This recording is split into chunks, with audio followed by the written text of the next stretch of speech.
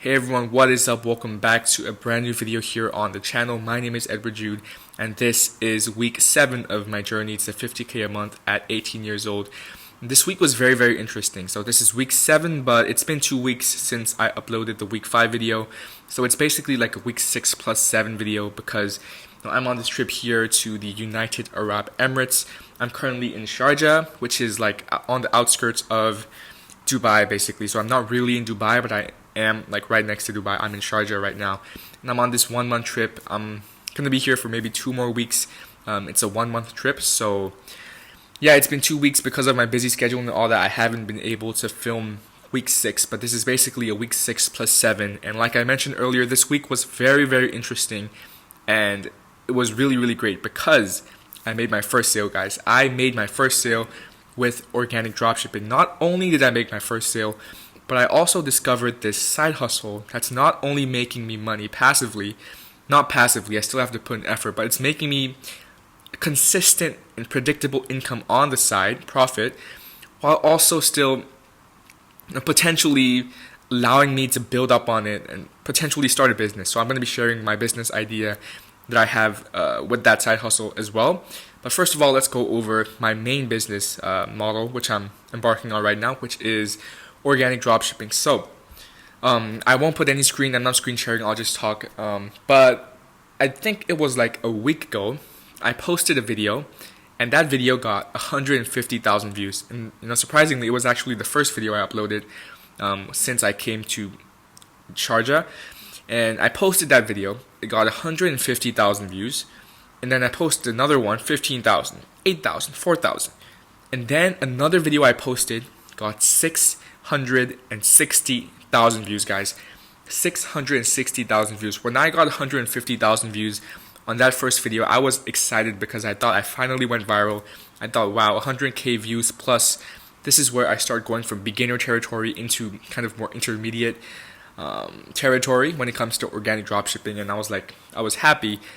And then that 660k view video just hit me out of nowhere. And I didn't even expect it because, when I was looking at the video metrics, I always track the video metrics, right? So if a video had really good retention, really good engagement rates, it had really good like average watch time, then I would anticipate that the video would perform well. But this video, all the stats, all the metrics were not that good, but for some reason it just kept going higher and higher, and over the course of 2 to 3 days, it went from like 10, 15k views to 660. Now it's probably even higher, close to 700,000 views, which is a very viral video for me for my account size. And the interesting thing is that, the reason why I think that happened was because usually I target the USA audiences with my VPN when I was back in my home country in Yangon, Myanmar. And when I did that, I would always get US audiences. And back then I was averaging 1,000 to 1,500 views, with some videos going all the way up to 2.5, 3.5k. But that was like once in 100 videos. 3.5 thousand views was once in 100 videos. And, when I came here, I used the exact same VPN, but for some reason, the US server didn't work here for the VPN I'm using. I've tried a lot of VPNs, and a lot of them have failure. So there's this app called FreeVPN. There's a lot of apps called FreeVPN, but it's the one with the green backdrop with like the black shield. It's basically that app. I use that app because it's the only app that I can trust. And then I tried the US VPN so many times, it didn't work. I reset my iPad, it didn't work. So I instead turned it from the US VPN to the Canada VPN. So instead of Virginia or Chicago in the US, I was now targeting Canadian audiences in Toronto. But for some reason, when I used the Canadian VPN, I hit Russian audiences. I remember that 150k view video was the first video I posted in this country. And because of that, it was also the first video with this new VPN. And I would say like 60 to 70% of my audience, total audience, was Russian. Russian, not from the country of Russia. There was like, the most common country was Belarus. It was like 28%. And then the United States would be second. And then it would be Ukraine, Russia, Kazakhstan, all these Russian-speaking countries. For some reason, even when I checked my location, it was also in Canada, right? When I checked my IP address, it was in Canada.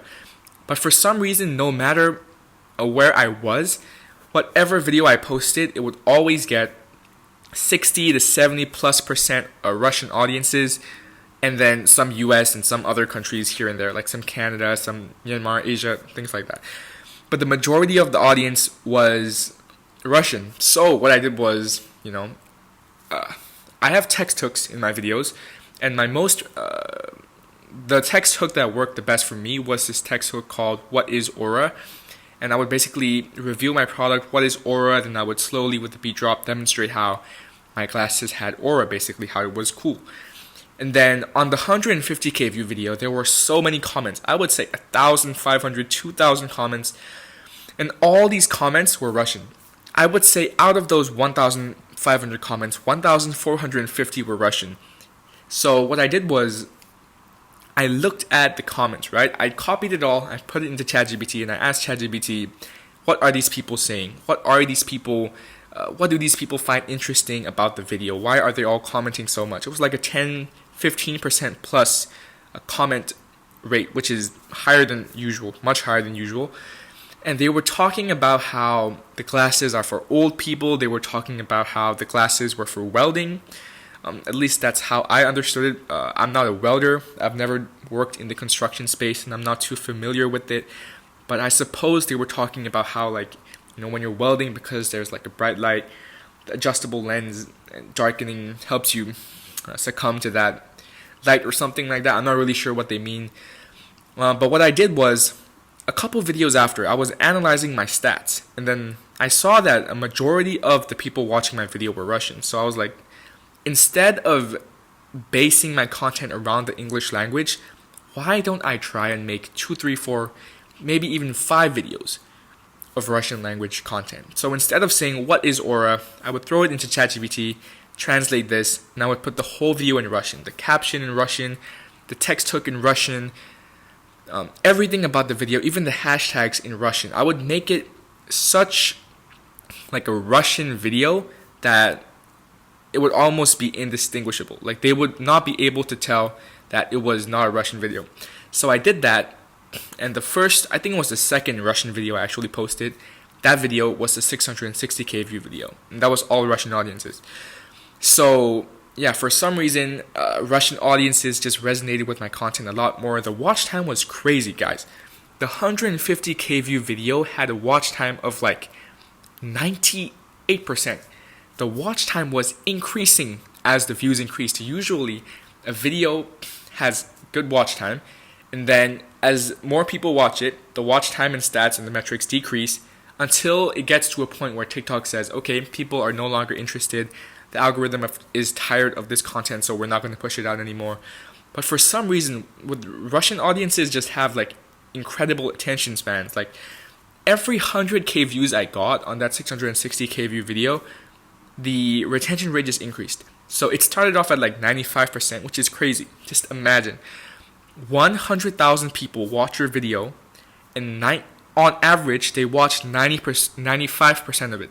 So almost every single person watched the video all the way till the very end, which is crazy. I didn't even put anything special. So it's just these Russian guys and these Russian girls just have some incredible attention span. So hats off to any of you out there if you're Russian and watching this video. But that was very, very interesting. And then eventually when it got to like 500-600k views, it was almost 100%. That means every single one of those 650,000 people who watched my video watched it all the way till the end. And with 600k views, you would expect that I would get like $1,000, $2,000 in sales and revenue. But I only got $100 in revenue because I was hitting Belarus audiences, I was hitting Ukrainian audiences, Russian audiences, Kazakhstan audiences, and these audiences, as you might expect, don't have the highest buying power.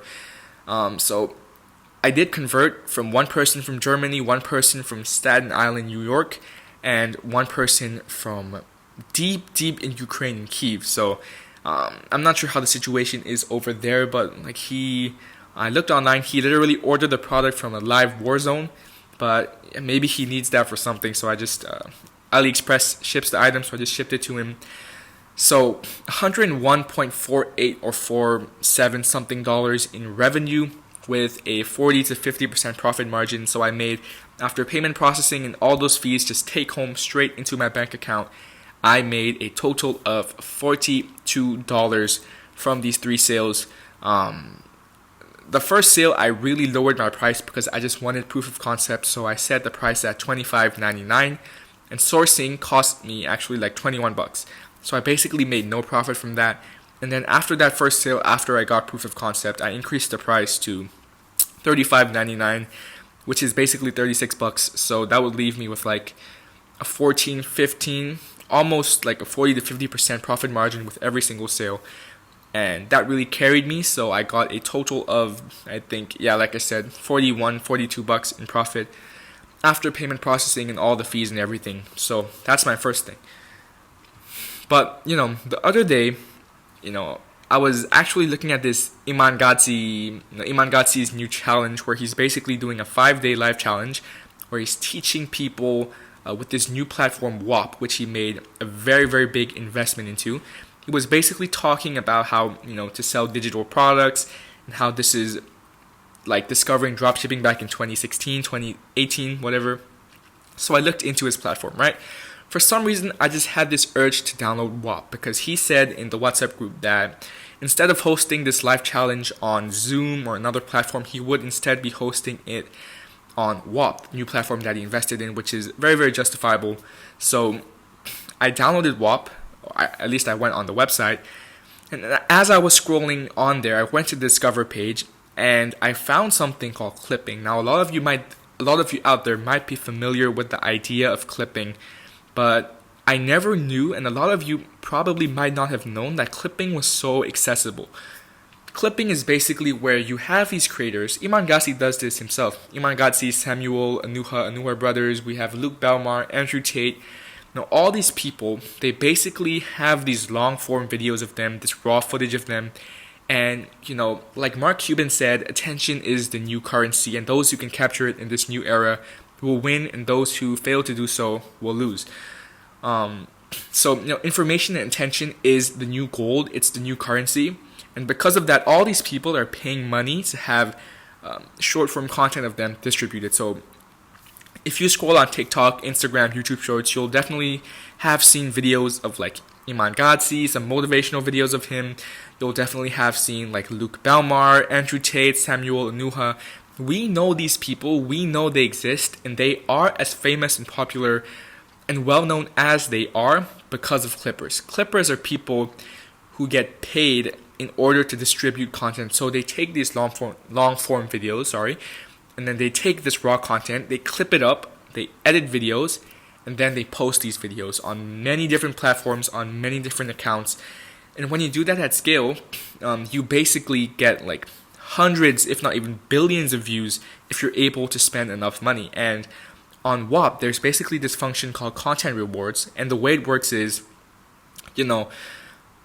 so every single month, a creator who wants to, spread word about his personal brand, or maybe grow his personal brand, or spread awareness and advertise his product, his service, whatever, what they basically do is they go on WAP, they set a monthly budget. So some people set $10,000, some people set $5,000. Some big boys set like $50,000 to $100,000 monthly budgets, and for each budget they have a set pay-per-view.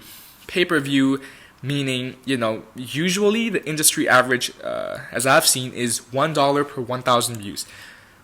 What that means is if you take their raw footage or their long-form content, you post it on TikTok, YouTube Shorts, or Instagram. You can post the same video on 3 different platforms and submit all 3. If you get 1,000 views on any one of those videos, you'll get $1. And the minimum payout is like 500 views. So if you get 600 views, you get paid 60 cents. If you get 10,000 views, you get paid $10. If you get 1,000,000 views, you get paid $1,000. So this is a very consistent but unpredictable business model, right? Because getting 600 views a video is nothing. I've done organic dropshipping. I've posted probably 600 videos on all different platforms with all different products, with all different video concepts. And my average view count, even without viral videos, is like 1,000 views. So that means if I'm able to post 5 videos a day on 3 accounts, that's 15 videos, and I'm able to post each video across 3 platforms, that's 45 posts a day with an average of 1,000 views. That's $45 a day in income. $45 a day is like, I don't know, how much is that? 1,000. Well, I'm actually kind of stupid. Like 1,400, 1,500 bucks every single month, which may not sound like anything, but for me in my position, who's trying to get into Michael Bernstein or some person's mentorship, which is thousands of dollars. Also, I have Shopify cost, store cost, product testing. I also have cost for gear like a chest mount, tripods. This microphone, I actually got a new microphone. Things like that. I actually need money in order to be able to experiment, to be able to test without feeling like wasting money, because I can ask my parents for money, I can ask my parents for this stuff, but like I said, we're not rich at all. And because of that, there's this guilt when I'm not getting results. But when I make my own money and I'm able to use my own money and reinvest it back into my business and back into my personal interests, that just makes me feel much more, it gives me much more freedom, and it makes each choice just feel a lot less overwhelming, to say, quite frankly. I don't know how to describe it, but either way. So that's my side hustle. I've made $55 in 2 days with clipping. And usually the videos always blow up like 1 or 2 days after posting. So one of my YouTube Shorts videos I posted like 2 days ago, it got like 35,000 views and it made me $35. And the video I posted on day 1, today's day 3 of clipping. The video I posted on day 1 was at like 0 to 100 views, and then just earlier this morning it started picking up, and now it's at like 18,000 views, which made me $18 today. So the more videos I post every single day, the videos I post today might make me money in 2 to 3 days, and the videos I posted like 2 to 3 days ago might be the ones making money today. So I just started the system, the cycle is just running. I've just started opening new accounts, I've just started posting, just started optimizing, and I've already made $55, close to 60 actually. I just got a notification I got paid an extra $5 for getting 2 to 3,000 views on like 2 videos. But anyways, so my business idea, my $1 billion business idea, I'm pretty sure this is nothing special. I'm pretty sure there's a lot of people out there who have thought about the same thing, and there are probably people out there who are doing exactly what I'm about to tell you. But my idea was, with clipping isn't just some side hustle. Clipping isn't just something that you do for fun to become famous. There's an actual financial benefit to people, organizations, and businesses with clipping. Because look, like 2 to 3 years ago, to get 1 million views with Meta ads, with Facebook ads, it would cost you anywhere from $3,000 to $5,000, around that range. People, businesses were willing to pay that price for 1 million views. Now, today, 1 million views will cost you $20,000 to $30,000. That is 10x over the course of 3+ years, which is crazy. Who knows, maybe in the next 2-3 years we'll be paying $100,000 for 1 million views, which is crazy. That is absolutely crazy. It completely destroys profit margins. It completely destroys capital. If you want to start with dropshipping or e-commerce or anything that requires running paid ads, it just exponentially increases the amount of capital you need to get started. So, with clipping, what happens is you pay per view. With Facebook ads, if you pay X amount of money, you might get 100,000 views. You may get 500,000, or you may get 50,000. It's very dependent. It's not consistent. You're not paying for a specific amount of views. You're paying for a specific amount of boost, not for a specific amount of views. And with clipping, you're getting 30 times cheaper cost of acquisition for views. So instead of having to pay $30,000 for 1 million views, if you're paying $1 per 1,000 views, you're only paying, how much is that? For 1 million views, you're only paying $1,000 for 1 million views. So it's literally 30 times cheaper.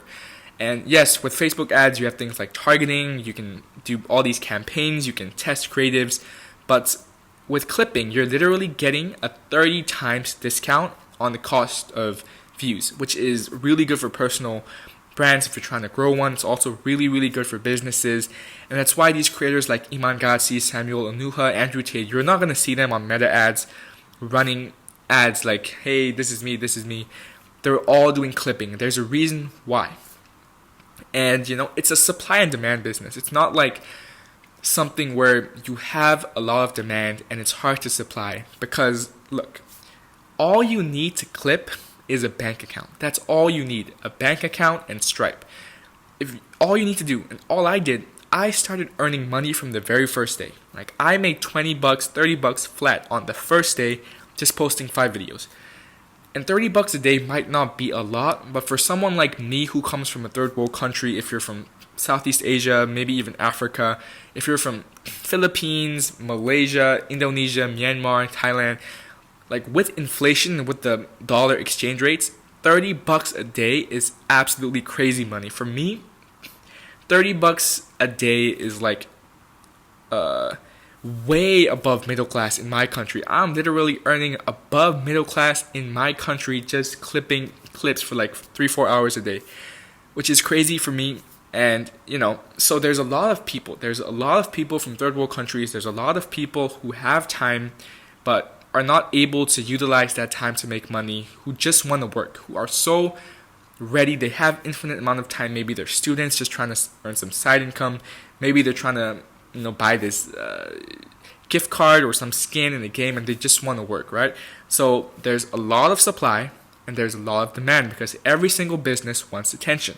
It's very, very easy to pitch businesses and people the idea of attention, right? They know if they're selling a course, if they're selling a product, if they're selling a service, no matter what you do, having a brand and having awareness and attention and eyeballs on whatever it is you're doing is going to skyrocket that.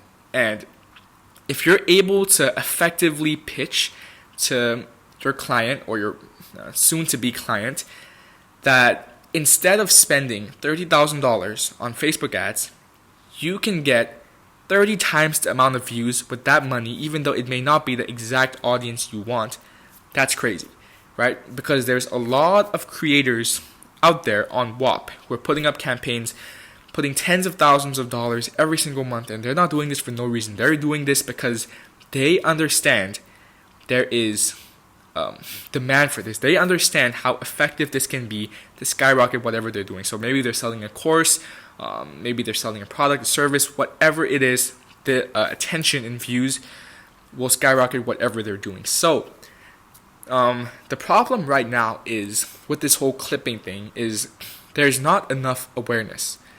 People, if you search online, you will see some creators making content about this. They've gotten maybe 10 all the way up to like 1 or 2 videos, like 100,000 views or something. But compared to other business models like dropshipping, SMMA, Amazon FBA, affiliate marketing, when you compare it to those business models and the amount of awareness that those models have, clipping is basically invincible. Clipping is basically nowhere to be found. It basically doesn't exist when you compare it to all the different business models, right? If a person were to go online in 2025 and search best online businesses to get rich in 2025, they would have to scroll to page 4,687 to find any videos on clipping. So even though, yes, there are thousands of people already on the platform clipping, and there are probably more than 10,000 people in the world who are actually experienced and actually know how to clip and are actually in this whole industry, when you compare it to the amount of people who are getting into online business, this business model is basically unknown. So especially with this new wave of business where attention is the new currency, where we're kind of moving away from product-based businesses, especially with all these tariffs and ad costs rising, and we're really transitioning to an era of digital products, like all these billionaires and 9-figure entrepreneurs are saying, especially when we're transitioning to digital products, attention is going to be the new gold. Attention and the attention economy is basically going to take over. This is basically like discovering digital products in 2025, in my opinion, is like discovering dropshipping back in 2018. So hopefully I'm going to keep doing organic dropshipping, spending 4 or 5 hours a day on it, maybe 3-4 hours a day realistically. And I'm also going to be clipping for 6-7 hours a day to get an extra $40 to $50 every single day to fund whatever I want to do, which currently is organic dropshipping. And then if things work out well, I might start an agency, guys. I never thought I'd be starting an agency because, Iman Gadzhi is, for me, my role model because his story just inspires me. And I've always joked about being the next Iman Gadzhi, like starting an agency. I feel like everyone wants to start a social media marketing agency because of him. But I'm starting a marketing agency. I want to start a marketing agency, but I'm not starting one that's like a Facebook ads agency. I'm starting something that doesn't really exist right now, at least not on a large scale. And it's basically this double-sided system where I have a platform, a literal platform, like a website, an app, whatever, where, creators are able to come. It's basically already on WAP, but instead of just hosting it as a part of a larger ecosystem, I'm just hosting this specific agency that's specifically designed to do this job and do it better than WAP is doing, which is going to be hard, but especially considering that WAP is focusing on so many different business endeavors and digital products, and they're just trying to be this next Shopify. I feel like if I really put an effort, even if I'm not able to beat them, I can at least do 10 to 20% of what they're doing, and that's already a lot of money for myself. So I'm thinking about starting an agency, a double-sided agency where creators can come, they can put their monthly budget. So it's basically this demand side. There's this demand side where I reach out to creators, I reach out to brands, to businesses, pitch this idea of cheaper cost per view, and then I get clients. They pay a monthly budget of like 10 to all the way up to like $100,000 a month, and I get a certain percentage of that monthly budget. So if they want to put $10,000, they give me 10 to 20%, so that's $2,000 a month. And then because I'm not clipping for them myself, I'm just the middleman. I'm connecting people who want views with people who are willing to work for views. And I'm just taking a cut in the middle, so I have a lot of time. If I can get one client, there's no reason I'm not able to get 10 clients. There's no reason I'm not able to get 50, 100 clients, or even more, and just take payment processing fees. So if I have clients putting in $10,000 a month and I get 20%, $2,000 a month, if I can get 5 clients into my program, I have $10,000 a month in profit for myself, which is great. At the same time, we also have the supply side fully sorted out because, like I said, there are hundreds of millions of people in Southeast Asia, in Africa, like in these countries where the exchange rate is pretty high, that are willing to work. Because I know, because I am one of them myself. I know my entire life, ever since I was young, I've always looked for that one side hustle. The survey apps don't work over here in Myanmar. Make the survey apps, the quizzes, the playing games, like all that stuff, YouTube monetization, none of those things work in Southeast Asia. There's so many little hurdles and problems, and like I've tried so hard. Like I've watched ads, I've done surveys, and I've never been able to find a side hustle that's even able to pay me $10 for 10 hours of work. Not because it doesn't exist, but because of how inaccessible those sites and those opportunities are here.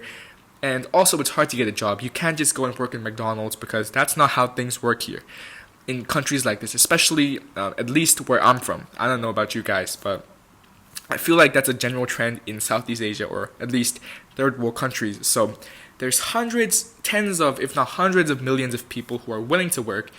And there are also millions, if not tens of millions of creators and businesses and organizations that want money.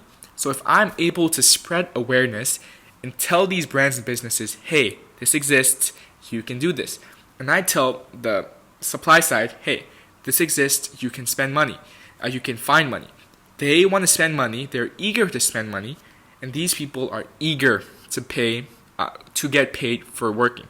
If I can connect those two, And it's mutual benefit. They get the views they want for cheaper, and these people make money that they weren't able to make previously. And I just take 10-20% in the middle, and I basically take a huge cut. So that's my idea. I'm stuttering a lot when I explain this because the idea hasn't really solidified in my head. It's not really like this kind of distinct idea. I can't visualize it fully. I can't visualize the system, but the concept is there. So if you guys have any ideas, go ahead and drop them down in the comments. What do you think? Do you think this could potentially work? Because I love dropshipping, I love e-commerce, but starting an agency, starting a business where I have to communicate with people, where I have to go to meetings, where I have to handle clients, that's what I feel like I'm truly interested in. I like working with people, I like working with clients, I like human relations. I like that when it comes to business. So, this is something I should consider. This is something that I am considering as of right now. So yeah, who knows how things will go. I'll continue clipping, I'll continue organic dropshipping, and I'll look into this business endeavor on the side. And, you never know. You really never know. Maybe 4-5 months down the line, when I actually get to Canada, I can actually start cold outreaching to these businesses and personal brands when I get everything set up and I'm actually able to register my agency and things like that. So that's something I should consider. And yeah, I've talked a lot in this video, but basically I made over $100 within these past 2 weeks. I just started making money actually like a couple days ago. I'm still focusing on organic dropshipping, but I'm also doing clipping on the side to get some cash flow, and that's working out well. It's working out so well that I'm actually considering starting an agency around it, like a clipping agency. I'm not going to call it that. I'm going to call it something more professional. But yeah, my throat is starting to ache from talking so much and so fast, but I just don't want to make this video so long. Really trying to summarize 2 weeks worth of information into one video isn't as simple as you guys might think, because there's so much I want to say. But anyways, guys, this video is 34 minutes long, goddamn.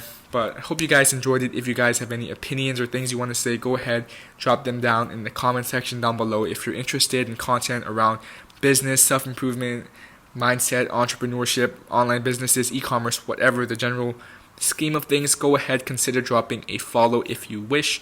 Subscribe if you wish. I would really appreciate if you like the video. It helps kind of boost the algorithm in a way. But either way, this is it for today, guys. Peace. I'll see you guys in the next one.